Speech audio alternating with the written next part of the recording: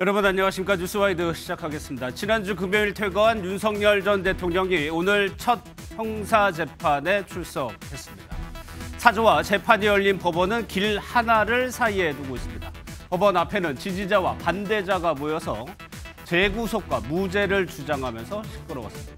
윤 전 대통령은 몇 시간 사건을 내란으로 구성했다, 법리에 맞지 않다며 직접 나서서 검찰의 공소 사실을 부인했습니다. 앞으로 재판이 치열한 공방을 예고하는 대목입니다.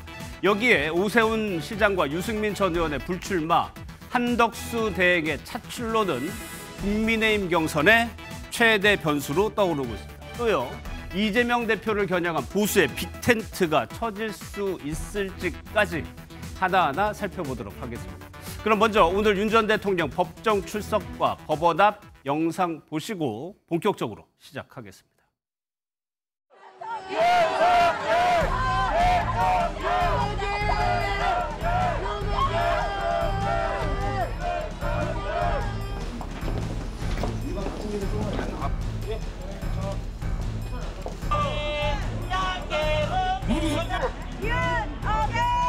나오시라고 안내를 좀 해주세요.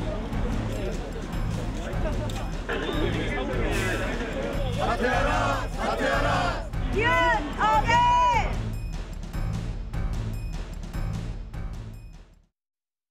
먼저 세 분과 함께 하겠습니다. 김유진 아나운서, 임주혜 변호사, 서정빈 변호사 나오셨습니다. 어서 오십시오. 예. 안녕하십니까. 보신 대로 오늘 윤석열 전 대통령의 첫 형사재판이 있었습니다. 관심이 워낙 커서요, 취재진도 대거 나섰습니다. 하지만 김유진 아나운서, 네. 윤석열 전 대통령 얼굴을 정확하게 포착하진 못했어요. 맞습니다. 오늘 윤석열 전 대통령이 파면 이후 약 열흘 만에 민간인 신분으로 서울중앙지법 재판에 출석을 했습니다. 앞서 법원은 경호상의 이유로 비공개 출석을 하게 해달라는 대통령 경호처 요청을 받아들여서 이 윤 전 대통령 측이 차를 타고 지하 주차장을 통해서 법원으로 출석을 하게 됐는데요. 따라서 법원에 출석하는 모습이 외부에 노출될 수가 없었습니다. 또한 재판부가 언론사에 법정 내 촬영 신청을 허가하지 않으면서 오늘 윤 전 대통령이 피고인석에 앉는 모습은 방송이나 사진, 영상으로는 공개될 수가 없었습니다. 예, 저희가 지금 가지고 있는 게 이게 윤 전 대통령이 탄 차량이 법원으로 가는 모습. 그리고 지금 사진이요. 차량 안에 타고 있는 윤 전 대통령의 흐릿한 사진 한 장만이 지금 전해지고 있는 상황입니다. 그래도요, 지금 법원 앞에는 여러 명의 취재 기자들이 가 있으니까 윤 전 대통령의 모습을 본 유감을 좀 전하고는 있죠. 맞습니다. 윤 전 대통령은 앞서 진행됐던 탄핵 심판 변론 기일 때와 마찬가지로 좀 단정한 모습으로 양복 차림으로 법정에 들어섰다. 또 넥타이 색깔까지도 좀 증언이 여러 얘기가 나오고 있어요. 붉은색 계열의 넥타이를 맸다. 이렇게 얘기가 나오고 있고, 들어가서는 피고인석 두 번째 줄에 앉았다고 하는데 이게 재판부가 앉는 법대에서 가장 가까운 자리라고 합니다. 또 윤 전 대통령은 법정에 들어선 재판부를 향해서 고개를 숙여서 인사를 하는가 하면 방청석을 가끔 응시하기도 했고요. 또 표정은 웃음기가 없는 담담한 표정이었다라고 전해지고 있는데요. 아무래도 지금 법정한 상황을 직접 볼 수가 없는 상황이다 보니까 오히려 작은 것 하나하나까지도 더 관심이 집중되는 그런 상황인 것 같습니다. 그러니까 김유진 아나운서 얘기를 들어보면 헌재 심판정에 출석했을 때 모습하고 좀 비슷해 보이긴 합니다. 그거를 좀 상상하시면 될 것 같아요. 그런데 임주혜 변호사님, 과거에 전직 대통령 형사재판 받은 적 있단 말이에요. 그때는 저희가 모습을 법정 안에서 모습을 본 것 같거든요. 영상으로도 확인이 가능했고 사진도 남아 있습니다.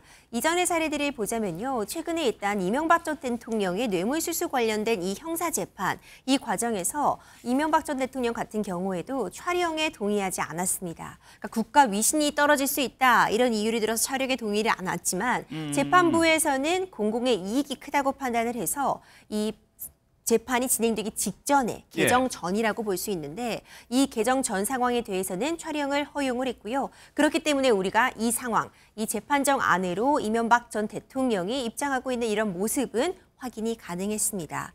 이전에 박근혜 전 대통령도요. 2차 공판에 참석하는 모습 우리가 영상과 사진으로 확인할 수 있었고 그렇죠. 더 거슬러 올라가서 전두환 노태우 전 대통령의 경우에도 선고 공판에 출석을 해서 이 선고를 받는 그 모습 영상과 사진으로 확인이 가능했거든요. 예. 현행법상으로도 법정 방청 및 촬영에 관한 규칙이 있습니다. 일단 기본적으로 피고인이 동의를 하면 이런 촬영에 대한 신청이 있을 때 촬영을 허가할 수 있고 예. 부동의를 하더라도 재판장이 이제 공공의 이익에 부합한다고 판단을 하면 촬영을 할 수 있도록 하고 있는데 이번 사안 같은 경우에는 이제 촬영 허가가 이루어지지 않았다 이렇게 예. 볼 수 있습니다. 임지혜 변호사님이 기준을 두 가지 잠깐 소개를 해주셨는데 피고인 동의가 있거나 동의가 없어도 공공의 이익에 상당하다고 재판부가 판단할 경우에는 법정 내 촬영을 허가한다는 겁니다. 그러면 서정비 변호사 현재까지는 지금 법원의 입장은 공개하지 않는다는 거죠? 네, 그렇습니다. 지금 정확하게 사실 어떠한 이유에선지는 밝혀지지 않은 것 같습니다. 예. 일단 재판부에서는 이 취재진들의 그런 신청 자체가 조금 늦었기 때문에 일단 오늘 재판까지는 촬영을 허가하지 않고 예. 다음번에 신청이 들어왔을 때는 다시 검토를 해보겠다라는 입장입니다. 사실 뭐 법원에서 구체적인 어떠한 판단을 했는지 추측을 해보자라고 한다면 결국에는 이제 이 사안을 공개했을 때 얻을 수 있는 그런 공공의 이익이 어떠한 것인지 또 한편으로는 공개를 통해서 발생할 수 있는 그런 부작용들이 어떠한지를 조금 따지지 않았을까. 그게 뭐 피고인의 인권 이런 걸까요? 네, 거기에는 이제 피고인의 인권도 포함이 될 것이고 사실 한편으로는 이런 것들이 결국에는 뭐 촬영을 통해서 공개가 됐을 때 발생할 수 있는 그런 여론의 대립이라든가 갈등 사항까지도 조금 고려할 만한 사항이 아니었을까라고 생각이 됩니다. 예. 그래서 이제 이것을 촬영했을 때 얻게 되는 뭐 국민의 알 권리 보장 차원에서는 분명한 이익이 있겠지만 또 한편으로는 지난 그런 헌법 재판에서 보여졌었던 그런 국민적인 갈등 상황들 이런 것들을 조금 우려해서 우선은 이제 불허를 하지 않았을까.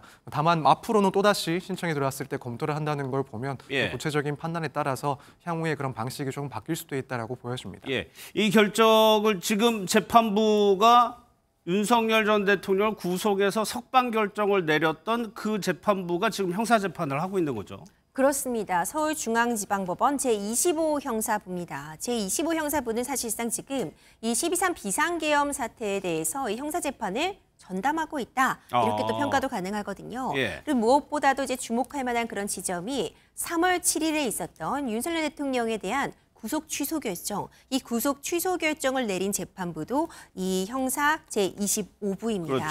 이런 부분들이 좀 주목을 받고 있는데 이 구속 취소 결정과 사실상 지금 내란죄 형사 재판은 다른 부분이라고도 볼 수 있습니다. 이 구속 취소는 구속이 적절했는가, 취소 사유가 발생하지 않았는가 이 부분까지를 판단했다고 볼 수 있고요. 예. 이 12.3 비상계엄 선포가 과연 국헌문란의 내란, 그러니까 국헌문란의 폭동에 해당되는지가 지금 형사재판의 쟁점이기 때문에 판단은 다른 부분을 하는 것입니다. 다만 우리가 확인할 수 있는 측면은 이 구속 취소 결정에서 확인이 가능했던 것처럼 분리할 때 내지는 모호할 때는 피고인의 이익으로 한다.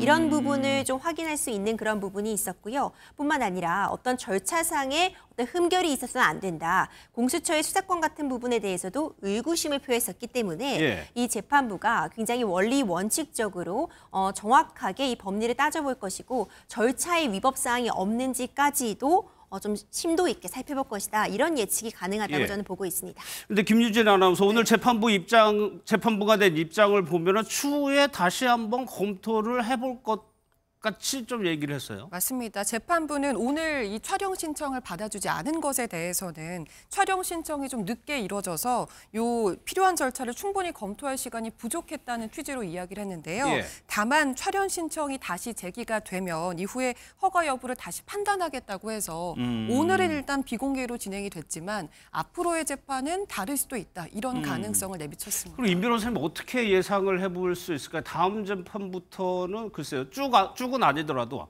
한 번쯤은 영상이 공개될 가능성이 있을까요? 가능성이 있습니다. 물론 이 관련 법 규정에 따라서요. 그러니까 개정 전 상황, 예. 본격적인 재판이 진행되기 직전까지라고 볼 수 있는데 윤석열 전 대통령이 뭐 입장하는 모습이라던가 예. 피고인석에 착석하는 모습, 본격적인 재판이 시작되기 전에 변호인단과 이야기를 나누는 그런 모습들 이런 부분은 사실상 촬영이 허가돼도 크게 무리가 없어 보이거든요. 예. 지금 재판부에서는 다른 이유가 있던 것이 아니라 너무 늦게 촬영에 대한 신청, 허가 신청이 있었기 때문에 예. 이 피고인 측의 의견을 구할 시간이 부족했다 이런 입장을 밝힌 만큼 다음번에는 만약 또다시 신청이 있고 충분히 기간만 주어진다면 예. 이 촬영 신청을 허가할 가능성 충분히 있어 보입니다. 예, 오늘 재판부가 취재진이 너무 늦게 신청을 했다고 했으니까 아마 언론사에서 굉장히 빨리 신청을 할 겁니다. 아마 다음에는요. 이렇게 지금 재판 공판기일이 예정이 돼 있어가지고 추후에 재판부가 어떤 결정을 할지도 한번 지켜보겠습니다. 그런데 오늘 재판이 열리는 곳이 417호. 아마 뉴스에 관심 많으신 분들은 익숙한 곳일 수 있어요. 맞습니다. 이곳이 굉장히 역사적으로 의미가 깊은 예. 곳이라고 합니다. 전두환 씨를 비롯해서 노태우, 이명박, 박근혜 전 대통령까지 4명의 전직 대통령이 형사 재판을 받은 곳인데요. 이곳이 방청석만 150석 규모로 전국 법원의 법정 중에서 대법원 대법정과 헌법재판소 대심판정 다음으로 가장 큰 곳이라고 합니다. 그렇군요. 네, 예. 특히 윤 전 대통령은 전 씨 또 노 전 대통령과는 내란이라는 같은 혐의로 같은 법정에 서서 지금 재판을 받게 됐다고 볼 수가 있겠습니다. 예. 그렇다면요, 오늘 오전에 열린, 지금도 재판이 열리고 있는 상황입니다. 오늘 이 시간까지 나온 오늘 재판의 모습을 살펴볼 텐데, 서문호 선생님, 일단요, 이런 형사재판이 어떤 절차를 거쳐가지고 좀 진행이 되는지부터 저희가 좀 알아야 될 것 같아요. 일단 간략하게 설명을 드리겠습니다. 이제 재판이 시작이 되면 우선 재판부에서는 첫날에는 이제 피고인이 출석을 했을 때 인정신문을 하게 됩니다. 인정신문. 네, 그렇습니다. 뭐 조금 더 쉽게 말씀을 드려서 당사자가 맞는지 확인하는 절차를 이제 거치게 됩니다. 예. 그래서 피고인으로 출석한 사람의 이름 혹은 뭐 주소, 직업 등에 대해서 물어보고 그 답변을 듣고 이제 본격적인 재판이 시작이 됩니다. 그리고 이제 이후에는 검찰 측에서 그러니까 모두 진술을 하게 되는데 예. 이 말은 제출되는 그 공소장에 있는 그 공소 사실, 범죄 사실에 대해서 낭독을 하는 겁니다. 그래서 뭐 이게 길면은 사실 요지만 충분히 진술을 하고도 진행이 될 수가 있고 이렇게 어떤 혐의로 어떤 범죄로 재판을 받고 있는지 여기에 대해서 검찰이 그 진술을 하게 되는 절차를 거치게 됩니다. 예. 그리고 이제 여기에 대해서 피고인 측에서는 그 공소 사실에 대한 입장이 어떤지를 밝히게 되는 그런 절차를 진행을 하게 되는데 예. 통상적으로는 이제 변호인이 먼저 이 공소 사실에 대해서 인정을 하는지 혹은 부인을 하는지 부인을 한다면 어떤 취지로 무죄를 주장하고 있는지를 밝히게 되고 또 재판장은 변호사의 의견대로 피고인 역시도 그러한 의견인지를 묻게 되는 절차를 진행을 하게 됩니다. 아, 변호사가 먼저 얘기를 하고 거기에 대해서 피고인에 대해서 또 물어보는군요. 네, 일단은. 보통은 그렇게 2번 확인을 해서 예. 절차를 진행을 하고 통상적인 재판 같은 경우에 그날 끝나지 않는다면 일단 여기까지 재판을 하고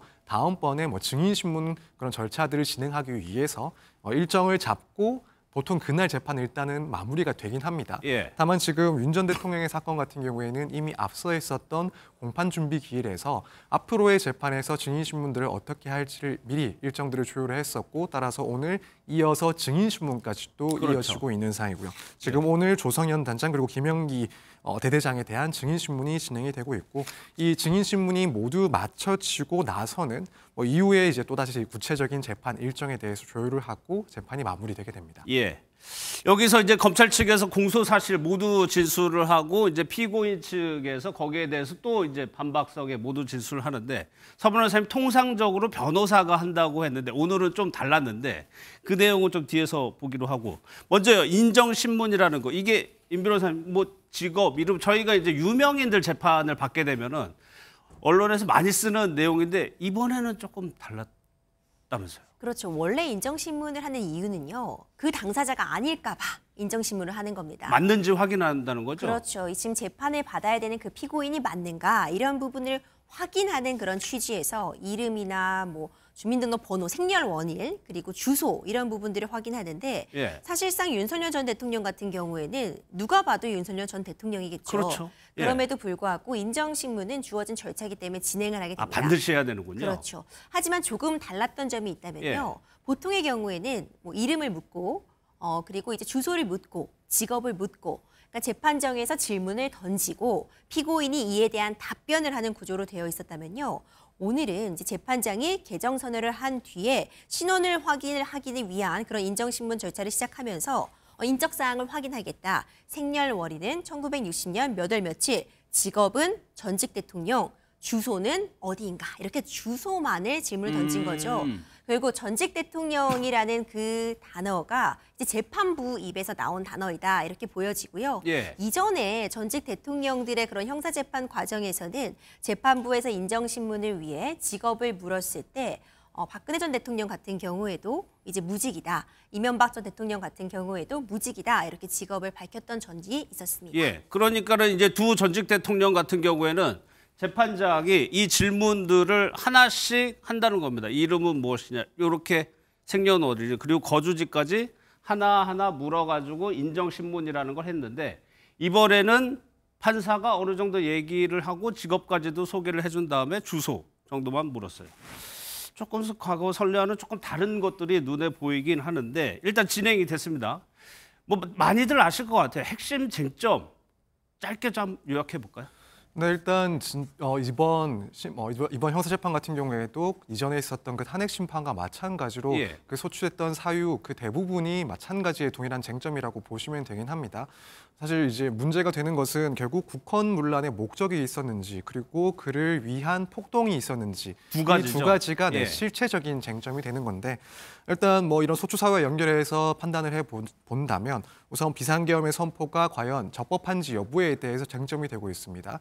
윤 전 대통령은 비상계엄의 사유 역시 인정이 되고 또 국무회의도 거쳤다라는 주장을 해왔고 앞으로도 해나갈 계획이고요. 예. 반면에 검찰 측에서는 국가적인 그런 비상사태에 해당하지 않아서 사유도 인정이 되지 않고 국무회의 역시도 있었다고 볼 수 없다라고 이제 주장을 하고 있는 상황입니다. 예. 또 한편으로는 이제 국회나 선관위에 대한 장악 시도 역시 문제가 되고 있는데 윤 전 대통령은 군 병력 그리고 경찰 병력을 동원한 것은 질서 유지를 위해서였다. 또 선관위에 군 병력을 투입한 것은 일종의 문제점이 있는지 스크리닝을 하기 위함이었다라고 주장을 하고 있지만 이제 검찰에서는 이것은 결국 국가 기관에 대해서 강압적으로 그 기능을 저해시키려고 하는 국헌 문란의 그런 목적이 있었던 행위였다라는 예. 점을 이제 주장을 하고 있습니다. 거기서 이제 두 가지로 요약하면 국헌 문란의 목적이 있었느냐 하나하고 계엄으로 인해서 폭동이 일어났느냐죠. 그럼 이게 엔드입니까? 아니면 또는입니까? 네, 엔드 그러니까 두 가지 요건 모두가 충족이 돼야 돼요. 네, 그래서 이제 폭동과 관련해서는 윤 전 대통령 측에서는 이게 시간적으로도 일시적으로 이루어진 그런 상황이었었고 예. 또 병력이 투입된 그 인원 역시도 상당히 소수에 불과했기 때문에 한 지역의 평온을 해칠 정도의 그 정도 폭력 행위는 없었다. 따라서 폭동이 되지 않는다라는 주장을 해오고 있는 상황이기 때문에 예. 이 점 역시도 이제 당연히 주요한 쟁점 중에 하나가 될 거고 그밖에 이제 실체적인 내용뿐만 아니라 절차적인 문제도 상당히 쟁점화가 되어 있습니다. 그럴 수 있죠. 네, 결국에는 공수처의 수사권이 있는지 없는지 여기에 대해서 계속 논란이 있어왔고 윤 전 대통령 입장에서는 공수처의 수사권이 없었기 때문에 이제 일단 기소 자체가 부적법하다. 또 한편으로는 이 공수처를 거쳐서 수집된 증거 역시 모두 증거 능력이 없는 위법한 증거에 해당한다라는 주장을 하고 있어서 예. 여기에 대한 논란도 그리고 쟁점도 상당히 본격화될 예정입니다. 예. 모두 진술이 양측의 모두 진술이 있었습니다. 그런데 오늘 좀 특이한 점은요. 윤석열 전 대통령이 모두 발언에 직접 본인이 나섭니다. 오전에만 지금 꽤 40분 넘게 윤 전 대통령이 얘기를 했다면서요. 맞습니다. 윤 전 대통령은 그동안 탄핵심판 변론기일에 8차례 출석해서 김용현 전 국방부 장관을 직접 신문하거나 직접 변론에 나서기도 그랬죠. 했었는데요. 그렇기 때문에 오늘 형사재판에서도 직접 발언에 나설 것이다. 이런 관측이 나왔었는데 실제로도 그랬습니다. 윤 전 대통령은 검찰이 준비해온 발표 자료를 구체적으로 짚으면서 하나하나 조목조목 반박했다고 하는데요. 말씀해 주신 것처럼 오전에만 42분 정도 직접 발언에 나서면서 적극적인 반박의 모습을 보여줬다고 합니다. 오후에 속개된 재판에서도 윤 전 대통령이 발언을 하고 있는 것으로 지금 전해지고 있습니다. 주요 발언은 저희가 이제 정리를 해드렸는데 여기서 또 눈에 띄는 거, 과거에는 좀 보지 못했던 발언이 이재명 대표의 월담은 사진 찍기 위한 쇼였다. 이런 발언도 했었고요. 주요 인사 위치 파악은 잘못된 거다. 계엄 후에 지적을 했다라고 윤 전 대통령이 추가로 눈에 띄는 내용이 있습니다. 그런데 임 변호사 여기서 이제 김유진 아나운서가요. 검찰이 이제 만들어 PPT 화면을 윤석열 전 대통령이 띄워놓고 하나하나 이게 반박을 했다는 거잖아요. 이 상황이 구체적으로 좀 어떤 상황일까요? 검찰도 굉장히 철저하게 준비를 하고 예. 나온 것 같습니다. 그러니까 공소사실 요지를 쭉 나열하면서 말로써 설명할 수도 있지만 예. 워낙 내용이 방대합니다. 이 공소사실 장치 자체도 굉장히 길고 방대하니까 이런 부분들을 효과적으로 전달하기 위해서 우리가 왜 PPT라고 하잖아요. 예. 이 프레젠테이션 자료를 준비해 온 겁니다. 이걸 가지고 이제 검찰이 공소사실의 요지에 대해 설명을 하고 나니까 윤석열 대통령 측이 이 공소사실의 요지를 듣고 이 공소사실이 전혀 사실과 다르다. 범죄 혐의점에 대해서 모두 부인한다는 입장을 밝히면서 적극적으로 해당 프레젠테이션을 다시 띄워달라고 요청을 하면서 조목조목 반박을 한 겁니다. 예. 대표적으로 이제 눈에 띄는 부분이 이제 일명 우리가 안가회동이라고 부르는 그 회동이 있는데 예. 2024년 3월 말에서부터 4월 초쯤에 김용현 전 국방부 장관과 이 일부 인사들이 모여서 함께 이 비상계엄을 모의했다. 지금 이런 의혹을 예. 받고 있는 것인데요. 이와 관련되어서 지금 검찰 측에서 작성해놓은 그 PPT의 페이지를 지적하면서 이것은 굉장히 짧은 시간 동안 잠깐 만난 그런 모임에 불과했고 이제 군인들이 좀 더 군인답게 나라를 지켜야 된다. 이런 취지의 기강에 관련된 이야기를 하는 것인지 비상계엄을 사전에 모의한 자리가 아니다. 이런 부분을 언급했습니다. 예. 사실 이것이 지금 첫 재판이라고 보여지거든요. 본격적인 절차 중에서는 첫 공판 기일이다라고 볼 수 있는데 굉장히 적극적인 태도로 임했다고 평가할 수 그런 거죠? 있습니다. 예. 그러니까 검찰 측에서도 만발의 준비를 하고 나왔고요.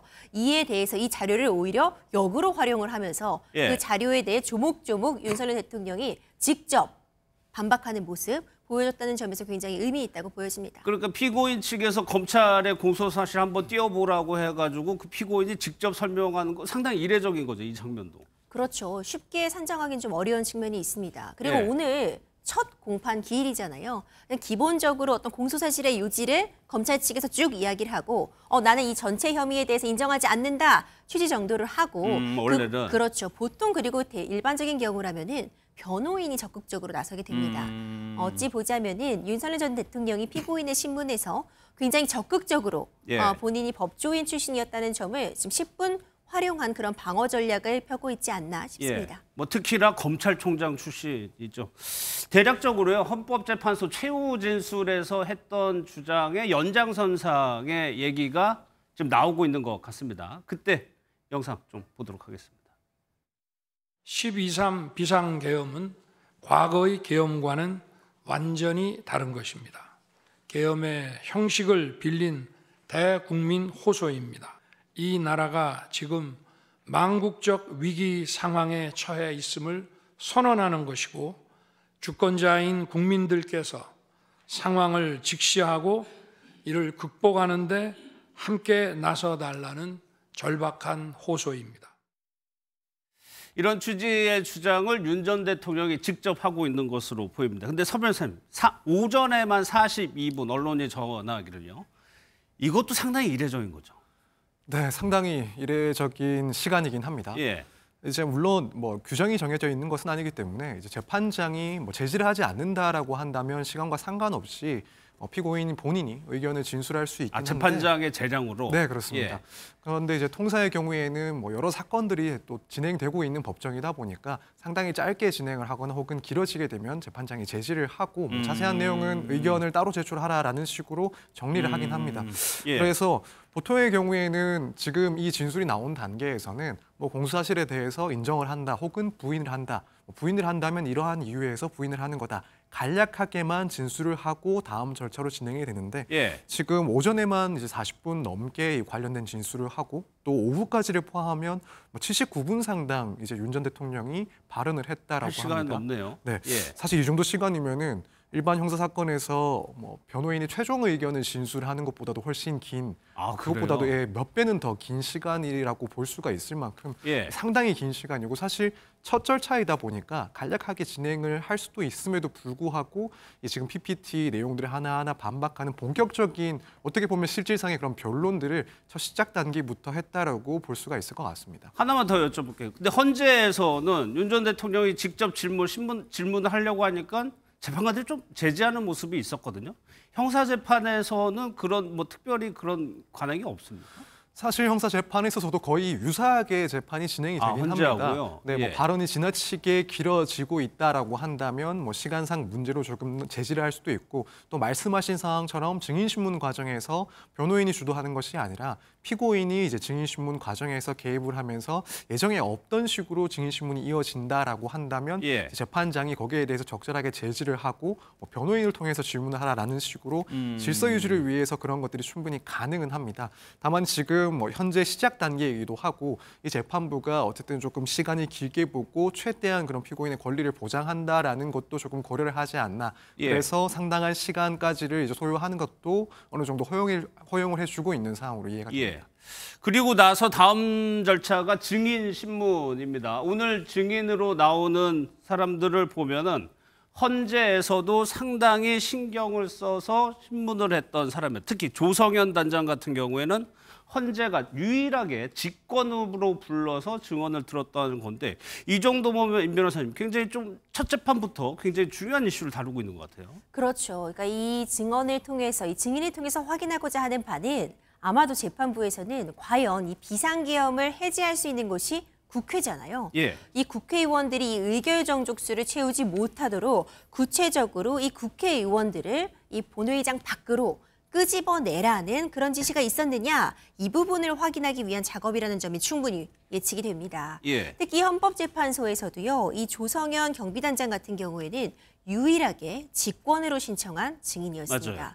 직권으로 신청했다는 의미는 일단 이 해당 사안, 국회의원을 끌어내라는 구체적인 지시가 있었는지 이 부분에 대해 재판부가 확인하고 싶었다라는 의미도 있고요. 두 번째로는 이 부분을 굉장히 중요하게 여긴다. 이렇게도 볼 수 있거든요. 예. 둘 중 어떤 경우라고 해도 지금 이 12.3 비상계엄 과정에서 이것이 위헌 위법한 부분이 있는지 핵심적인 쟁점이다. 이 부분이 확인될 것 같고 확인이 될 것 같고 오늘 있었던 이 첫 재판의 증인신문으로 부른 이유도 검찰 측에서 입증하고자 하는 바 이 국회의원들의 어떤 의결 정족수, 해제를 위한 이 정족수를 채우지 못하게 하기 위해서 구체적으로 끌어내라는 지시가 있었다면 이것은 국헌문란 목적이 폭동이다. 이 부분을 입증하기 위해서 검찰 측이 신청한 증인이라고 평가할 수 있습니다. 예. 현재 보여드리는 영상은 서울중앙지법 현재 지금 라이브 모습입니다. 저희 왼쪽에 길이 보이시죠? 길 건너서 조금만 올라가면은 윤석열 전 대통령의 사저인 아크로비스타고요. 오른쪽이 이제 법원으로 들어가는 길목입니다. 오전에는 조금 집회가 지지자, 반대자들이 좀 모였었는데 지금 비도 오고 재판이 한창 진행 중인 상황이라 별다른 상황은 없는 것 같습니다.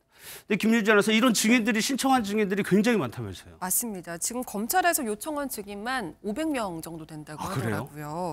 그렇기 때문에 오늘이 첫 재판이긴 하지만 앞으로 이 재판이 꽤 오래 걸릴 것이다라는 그런 관측이 나오고 있는데요. 예. 내란 혐의 사건 수사 기록이 지금 4만 쪽이라고 하니까 증인도 그렇고 수사 기록을 검토하는 데만 해도 상당한 시일이 소요될 것으로 예상이 됩니다. 참고로 국정농단 혐의로 기소된 박 전 대통령의 1심 선고에는 13개월 정도가 소요됐다고 하네요. 13개월.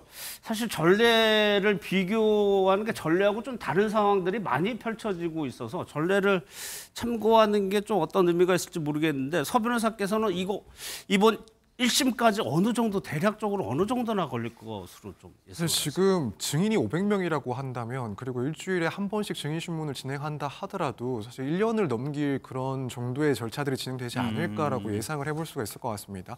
뭐 애초에 이제 윤 전 대통령이 구속되어 있던 상황에서는 그래도 구속 기간을 사실상 지키기 위해서 6개월 안에 신속하게 재판이 진행될 것이다라고 예상을 하고 있었는데 예. 지금은 이제 구속 취소로 석방이 된 상태고 그렇다면은 이런 실질적인 시간적인 제약이 사실상 존재하지 않는 이상 이런 예. 수백 명에 대해서 지금 500명까지 지금 앞으로 뭐 증인신문을 할지 여부에 대해서는 확실할 수는 없긴 하지만 예. 뭐 일부라도 증인 채택을 해서 진행을 한다 하더라도 뭐 수백 명이 될 거고 그렇다면 이 증인신문 과정만 고려하더라도 1심이 끝나는 때까지는 1년도 넘길 수 있지 않을까 이렇게 예상을 해보고 있습니다. 예. 지금도 재판이 진행이 되고 있습니다. 저희 방송 중에 또 속보가 들어오면 저희가 전해드리도록 하고요. 재판정에서는 윤 전 대통령을 못 봤지만 사저에 복귀한 날 그리고 주말에는요. 윤 전 대통령의 모습이 목격되기도 했다고 합니다. 영상을 좀 먼저 보겠습니다.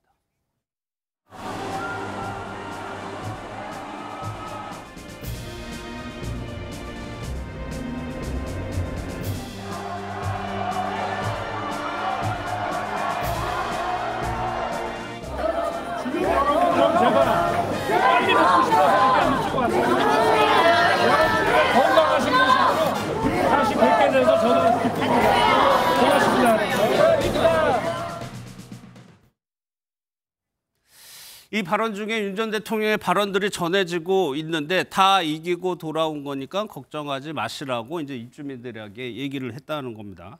또 3년 하나 5년 하나 뭐 비슷하다. 어차피 5년 하나 3년 하나. 김준일 아나운서 이 발언이 나온 그 상황 경위가 어떻게 되는 건가요? 윤 전 대통령이 지난주 금요일에 사저로 돌아갔잖아요. 이때 건물 안에서 입주민과 지지자들을 만났는데요. 이때 반갑게 인사를 하는 과정이 있었습니다. 앞서 영상으로도 보셨는데요. 일부 언론 보도에 따르면 서초동 사저에 모여있던 지지자 중 한 명이 이렇게 된 것이 너무 가슴이 아프다 이렇게 이야기를 하니까 윤 전 대통령이 어차피 대통령직을 5년 하나 3년 하나 큰 상관이 없다 이런 취지로 이야기를 하면서 다 이기고 돌아왔다 이런 말을 했다고 전해집니다. 그러다 보니까 특히 민주당에서는 이 부분을 아주 강하게 비판을 하고 있더라고요. 그렇죠. 사실 3년밖에 대통령직을 수행할 수 없었던 건 이유가 있습니다. 바로 파면이라는 결정을 그렇죠. 헌법재판소로부터 받았기 때문입니다. 이제 8대0 그것도 만장일치 결정이었는데 이 판결의 무게감, 이 파면 결정이라는 무게감을 너무 가볍게 여긴 것 아니냐 이런 비판의 목소리 나오고 있고요. 그러니까 본인이 원해서 자발적으로 3년만 임기를 수행한 것이 아니고 헌법적으로 부여된 의무가 있었는데 이것이 12.3 비상계엄 선포 과정이 헌법과 법률에 중대한 위반이 있고 이 중대한 위반이 대통령직을 계속 수행할 수 없을 정도에 이르렀다는 헌법재판관들의 중엄한 심판이 있었다고 보여지는데 이 부분을 너무 가볍게 표현한 것 아니냐 이런 또 비판의 목소리도 나오고 있습니다. 방금 보신 영상은 이제 금요일 사저에 복귀했을 때 모습이고 이제 그런데요 주말을 겪었습니다. 어제가 일요일이었고 거기가 주상 복합 건물로 알려져 있는데 거기에 윤 전 대통령이 경호원과 함께 이제 다니는 모습을 봤다 이런 목격담도 있더라고요. 네, 그렇습니다. 이제 서초동 사저로 복귀를 하고 사흘째 되던 지난 13일에 이제 건물 상가에서 윤 전 대통령이 경호원과 함께 산책하는 모습이 또 목격되었다고 합니다. 당시에 이제 윤 전 대통령은 패딩 점퍼나 운동화 차림의 그런 편한 복장을 하고 있었던 상황이라고 하고 또 경호원 5명 정도를 대동을 한 상태에서 산책에 나섰었는데 여기에는 이제 김성훈 경호차장 역시도 함께 수행을 하고 있었던 상황이라고 합니다. 윤석열 전 대통령이 여기 있고요. 김성훈 경호처차장이 바로 지근거리에 있고 주변에도 경호원으로 보이는 사람들이 윤 전 대통령을 가운데 두고 이렇게 걸어가는 걸 뒤에서 이제 찍은 것 같은데 이거 말고도 주민들이나 상인들도 목격담들이 보도가 되고 있더라고요. 맞습니다. 윤 전 대통령이 취임 초기에 이곳에서 산책을 즐겼다 이렇게 인근 상가 이 직원이 밝히기도 했었는데요.